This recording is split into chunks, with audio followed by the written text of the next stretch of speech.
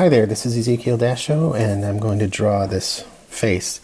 The model's name is Miriam, and I will probably put her name in the title as I go. I find that I'm going to need names to distinguish these videos that are a little more unique than, face of a woman or face of a man, because those will dry up pretty fast. So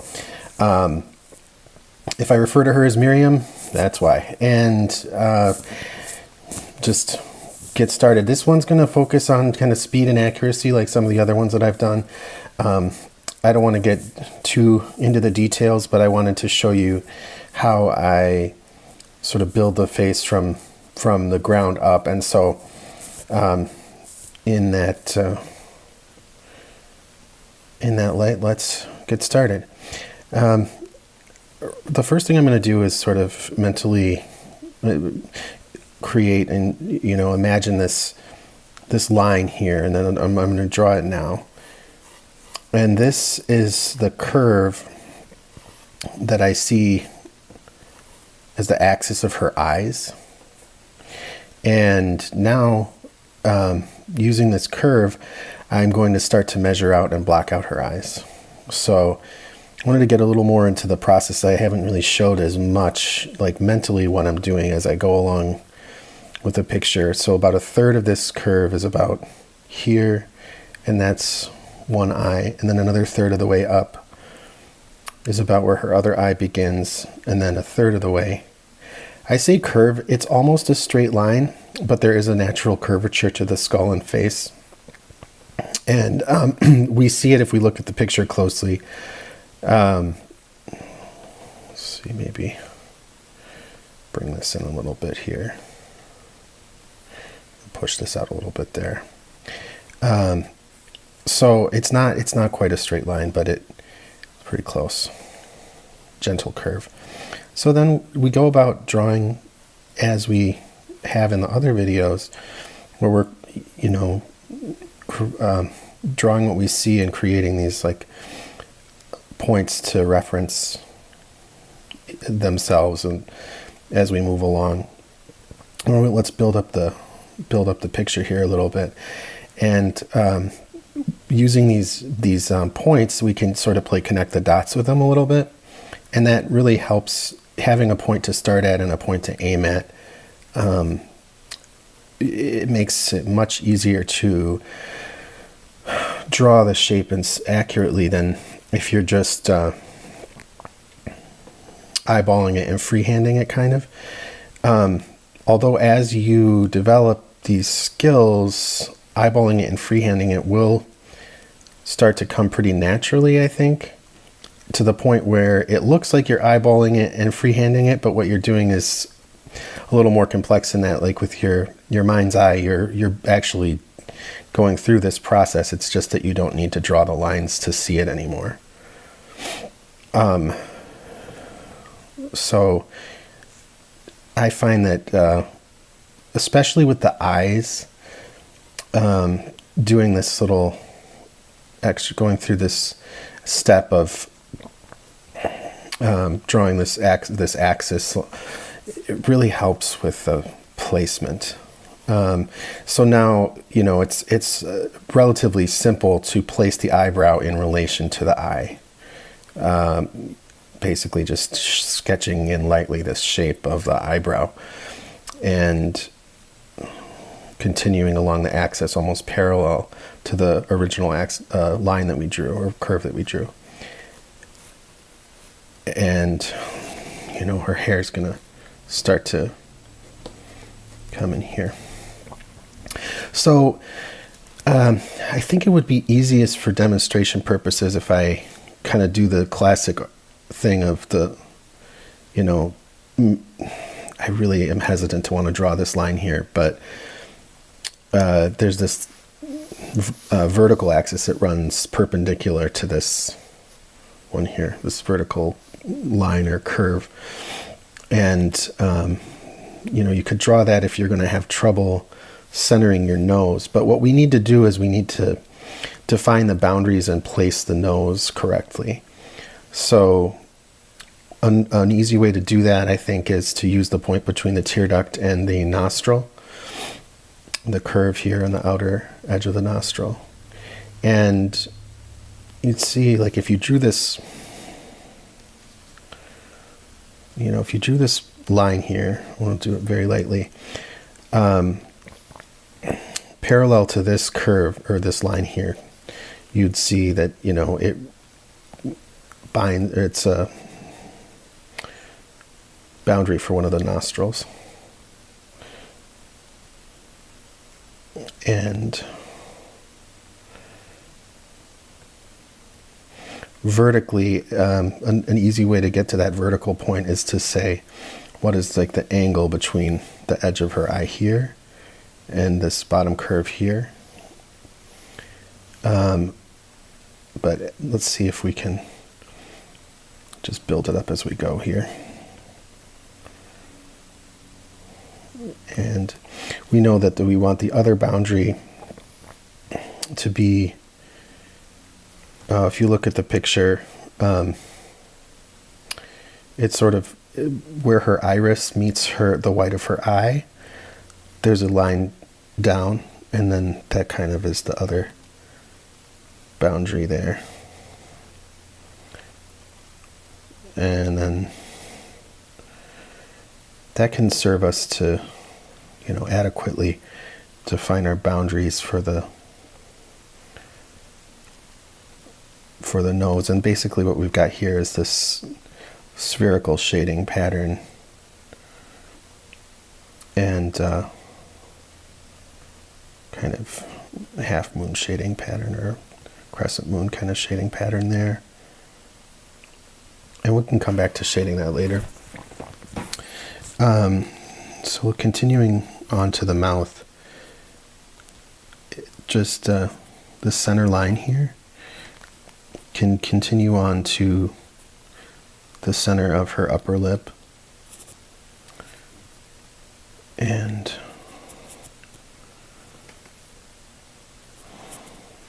you can establish this placement by, I like to use the nostrils and kind of imagine a triangle and make sure that the angles are right on that. There are a couple different ways that you could look at it. So we've got this point in her lips, and we want to find the corner of her mouth. And so we can imagine this line coming down from her eye and running parallel to the line that is running parallel down her nose. And you can kind of see the corner of her lip starts sort of where her iris meets the white of her eye again. So about here. And it's not much lower than the point here. So I think part of the easiest way to do that is to kind of eyeball it a little bit and then get the curve of her upper lip right. Trying to think of a way that might help people who are having issues with that. That may be a sort of practice thing, but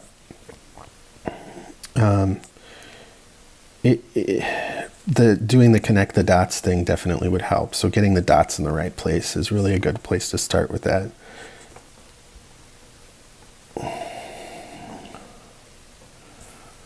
So then her mouth, there's almost this perfect line running parallel to her eye line and perpendicular to the nose line too. So and then her mouth stops kind of where her pupil will be. So if her pupil is sitting right here on her. Okay, so moving along, let's look at the shape between her lips. Not really, imagine there are no teeth there and it's just black. And then get that shape right rather than worrying about what the top of her lip looks like. And then as far as the bottom lip goes, I've always thought bottom lips were kind of easy, but different people have different points where they can get hung up on, and we all do. And the bottom lip, we'll just get the shape of it right for now, and then come back with a little shading later when we're shading in the rest of the picture. As for the teeth, I'm not going to go in and draw these teeth individually. I'm just going to highlight some of these black areas for now. It's very dark, the sides. And maybe later we'll come back and shade that in a little more. Okay, so we're moving right along. And now that we've got this pupil in here, just moving it along, kind of use the eye line that you made earlier, since it's there, to get that placement perfect, so it's not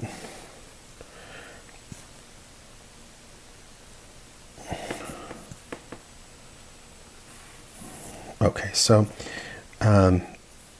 let's keep moving here. We've got our nostril. So we've got the majority of the work done, and now it'll really start to come together pretty quickly as we add in the hair and the chin and everything else. So let's go ahead and do that, and let's get these places in the hair that are important. Like this part in the hair is almost at the center of her face, just a little to our left, but that's where this like wave of hair starts. And so just lightly coming in with that. And it doesn't need to be perfect because it's hair, and this will just add layering. So just go with a really light touch like we've done in our other videos, and that will add layering. This part of the hair, it's really useful. It's handy to when we're drawing, and you can start out here and then find your way in a little bit. But it's covering up part of her face, and it's making our job as artists very, very easy, which is nice sometimes. That hair is doing some hero's work for us.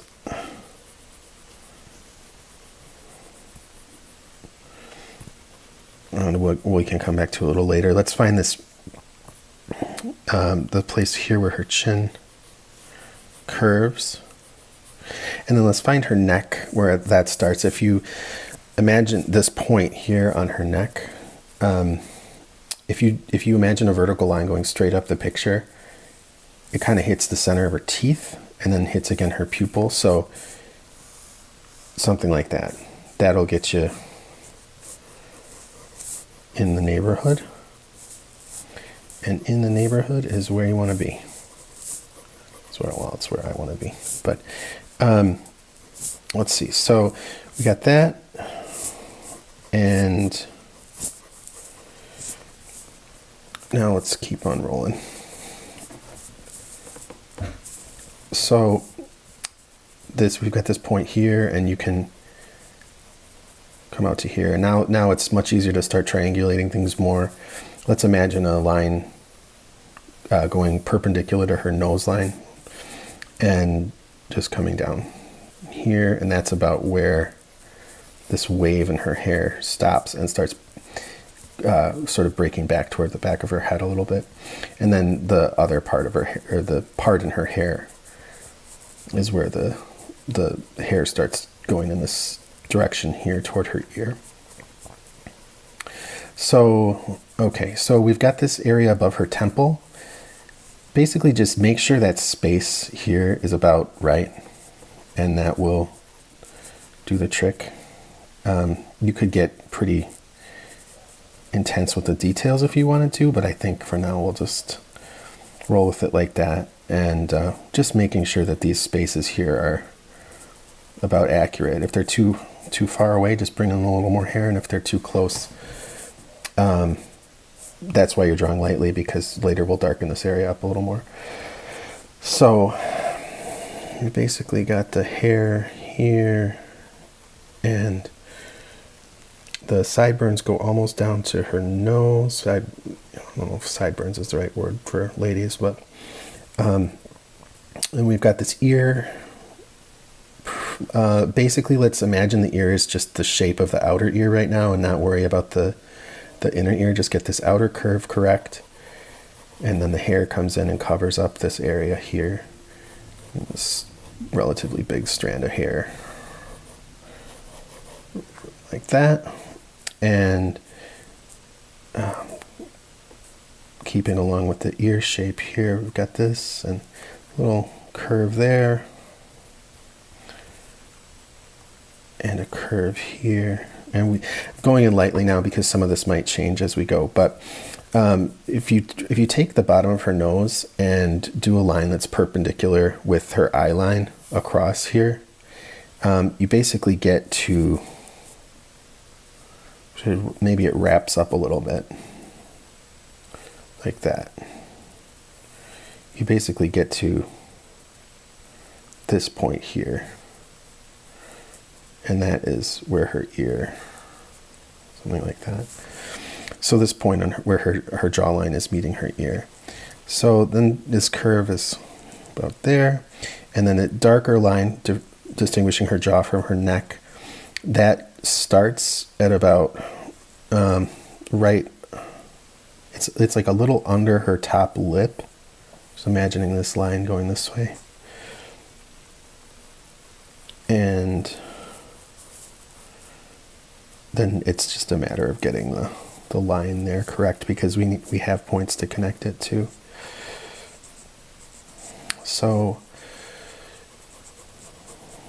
moving it along, and we can bring her hair in here. This is speech with hair, not drawing every piece of hair, just drawing the big shapes. And then we'll come back in and shade and texture them a little bit later, but not drawing every hair one by one, just shading in the groupings. And let's see if I can pull out a little more of my picture for a second here. Okay, so let's finish up by getting in the rest of the hair and drawing the shape of it. Will give you the shape of her head. I'm trying to think if there are any key points in here that are really important for the main look of the picture. I would say this area here is kind of important. Like, you don't want that to be too thick and you don't want it to be too thin. But generally it's similar, accuracy is what we're aiming at. So it's kind of an aim game, which is part of the fun of it.